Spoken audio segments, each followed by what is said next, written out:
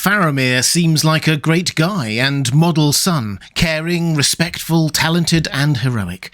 But his father Denethor clearly hates him. Why? Is it just because Boromir is his favourite, or are there deeper reasons? Let's take a look. Hi everyone, this is Robert. Welcome to Deep Geek. On this channel we cover The Lord of the Rings, A Song of Ice and Fire and much more. If you love in-depth discussion of great fantasy and science fiction, welcome. Why does Denethor hate Faramir? We should probably start by acknowledging that the Denethor we meet in The Lord of the Rings is a shadow of the man he was in his younger days, and that is reflected in his relationship with Faramir. The relationship may not have always been easy, but it deteriorated along with Denethor's own mental health, to the point where, by the end, he wanted nothing more than to kill himself and Faramir. In The Lord of the Rings, we only see the very end of this relationship, and the worst of it. Tolkien describes the younger Denethor as far-sighted, wise, valiant, and even kingly. He was brought up as heir to the stewardship of Gondor, and we know little of his upbringing until a stranger by the name of Thorongil came to Minas Tirith and quickly won the ear, respect, and affection of Denethor's father, Ecthelion II. Thorongil proved heroic and wise, and had an even more kingly bearing than Denethor. The people started to see a rivalry between Thorongil and Denethor, and there was definitely a lot of jealousy on Denethor's part for this young man who had seemingly replaced him in his father's affections. Now we know that this Thorongil was actually a young Aragorn, and it's possible that Denethor suspected it as well.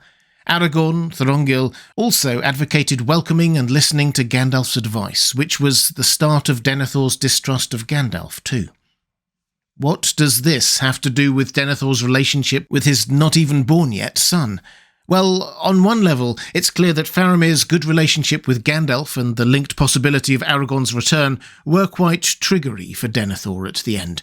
But at a much deeper level, I think Tolkien is showing us that Denethor did not have a good relationship with his own father.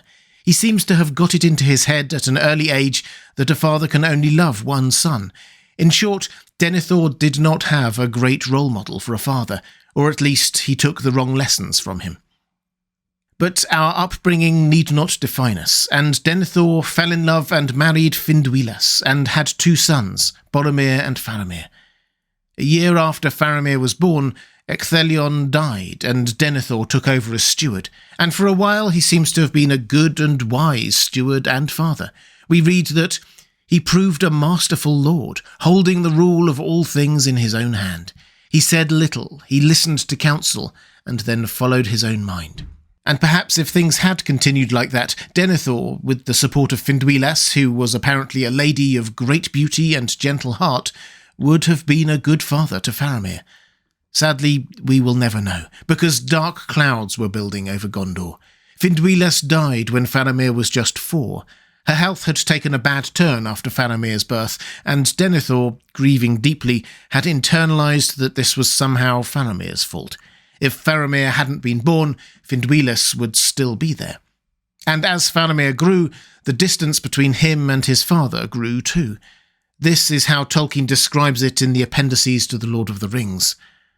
Faramir, the younger son, was like Denethor in looks, but otherwise in mind.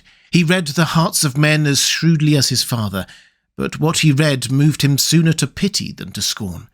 He was gentle in bearing, and a lover of lore and of music, and therefore by many in those days his courage was judged less than his brother's. But it was not so, except that he did not seek glory and danger without a purpose. He welcomed Gandalf at such times as he came to the city, and he learned what he could from his wisdom.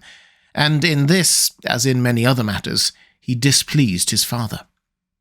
Faramir was like Denethor on the surface, but different, very different in character, and he welcomed Gandalf, which, as we've seen, played into Denethor's own insecurities.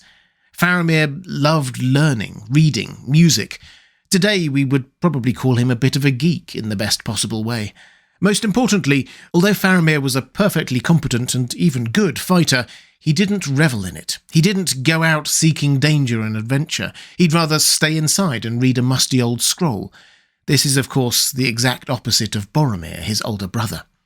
Normally, this might just have been seen as two brothers with two different temperaments, but we have to understand the context here of what Gondor was going through. Just a few years earlier, Sauron had announced himself once more in Mordor. He was building an army, that much was clear.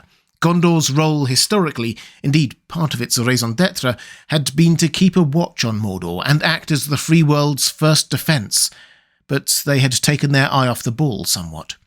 The watchtowers had been abandoned long ago, Minas Ithil lost and turned into Minas Morgul, Osgiliath destroyed, Ithilien depopulated, the northern and western parts of Gondor abandoned. Gondor was not ready for war, and yet war was coming. Denethor was far-sighted and saw this more than anyone else. He saw the orcs amassing, the Nazgûl, Sauron's strength. He became obsessed with it, fed by his mental battles with Sauron through the Palantiri they both used. Every decision he made boiled down to war with Mordor and how great the threat was to Minas Tirith. So when he looked at his sons, he saw one who was ready, Boromir, a great fighter and natural leader who sought out danger, and Faramir, who would rather be listening to music by a fireside. His preference for Boromir, his favourite son, turned into a dislike, distrust and antipathy to Faramir. So by the time of The Lord of the Rings, Faramir, always the son Denethor found it harder to love, and perhaps still blamed for the death of his beloved wife, the son who had openly fraternised with Gandalf, who Denethor suspected of plotting to replace him with Aragorn, and who simply did not live up to the martial, testosterone-fuelled model of manhood that Denethor felt Gondor needed, Faramir had a dream. Faramir had that dream several times, and eventually Boromir did too, and the brothers took it to their father. Now, Denethor was learned, and although he may not have understood all of the meaning, the sword that was broken, Imladris, Isildur's bane, he knew the outlines at least. And although this was initially Faramir's dream, Boromir took it upon himself to go out on the quest. Of course he did. Denethor probably only allowed it because he thought the risk of his golden boy not being in Gondor was outweighed by the possibility that he might bring back a far greater prize. When Denethor learned that Boromir had died on that quest, he was distraught. Any father would be. Boromir, at least, he thought he could trust to stand up properly to Mordor. He took to looking even more in the Palantir, which wasn't great for his state of mind, seeing ever more images of the vast orc army about to attack Gondor. Then Gandalf arrived, which was never good for Denethor's mood, and Faramir arrived back to say that he'd found the hobbits and the ring, and had decided to let them carry on their way, rather than capture the ring and bring it back to Minas Tirith. This was madness to Denethor. Sending the ring into Mordor, rather than hiding it or using it, was, he said, condemning his people to death. Boromir would have done better, says Denethor, leading to this sad exchange. "Do you wish, then," said Faramir, "that our places had been exchanged?" "Yes, I wish that indeed," said Denethor, "for Boromir was loyal to me, and no wizard's pupil. He would have remembered his father's need, and would not have squandered what fortune gave. He would have brought me a mighty gift." Harsh words. Faramir is sent out the next day to try to halt the Witch King's army's advance. It's not quite as much of a suicide mission in the books as it is in the films, but the feel is still the same, as is the outcome. Denethor sends Faramir out on a dangerous mission, and Faramir fails, returning unconscious. Sauron's army keeps advancing. Another check of the Palantir is enough. He snaps. All hope is gone. He decides to end it all for himself and his son. Denethor's mind is clearly gone by this point, but we can get something of an understanding of his actions even then, when Gandalf confronts him. "What then would you have," said Gandalf, "if your will could have its way?" "I would have things as they were in all the days of my life," answered Denethor, "and in the days of my long-fathers before me, to be the lord of this city in peace, and leave my chair to a son after me, who would be his own master and no wizard's pupil.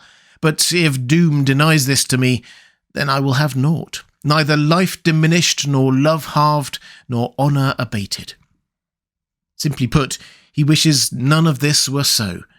But if he cannot have that, and doom is inevitable, then he wants to take it all away now.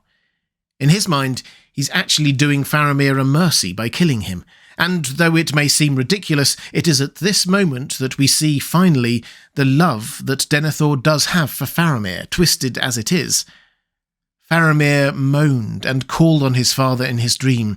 Denethor started as one waking from a trance, and the flame died in his eyes, and he wept, and he said, "Do not take my son from me. He calls for me." This is tragedy. This isn't just the story of a bad father, it is the tragic story of a man who is denied the love of his own father, and so finds it hard to show love to his own sons in turn, particularly when their mother dies so young. He has no one to turn to, and a threat growing that he alone is responsible for opposing, and that he increasingly sees as impossible to defend against. And one of his sons grows up to be the kind of man he understands and thinks he needs at such a time, and the other doesn't. The other son, whose birth had perhaps led to Denethor's wife's death. Then Boromir dies, then Faramir has the chance to bring the One Ring to Minas Tirith against all hope and, in Denethor's mind, end the threat from Mordor, but doesn't. Then he fails on the next mission too, and Denethor sees the threat grow to such a size that he loses all hope and has a breakdown of sorts, and wants to end everything. But then, when he thinks his son is lost, he realizes how much he loved him after all. Yes, this is a tragedy. Does any of this excuse Denethor's behaviour to Faramir? Of course not. But it does perhaps explain it, and it is to Faramir's credit that he grew to be such a great man. There is perhaps some irony that when we do get that moment of clarity from Denethor, and he talks of what he wishes had happened, passing his steward's chair onto his son, who is his own man and resides over a time of peace, that did happen. It happened to Faramir, as steward of Gondor, then Prince of Ithilien, after the War of the Ring. Denethor the tragic and cruel to his own son, but Denethor the far-sighted indeed. If you'd like to see more videos on the world of J.R.R. Tolkien and the Lord of the Rings, please click on the link to the playlist on the left of your screen. Or if you'd like to support this channel, thank you. There's a link to my Patreon page on the right of the screen. Thanks for watching. That's all for this time. I'll see you again soon.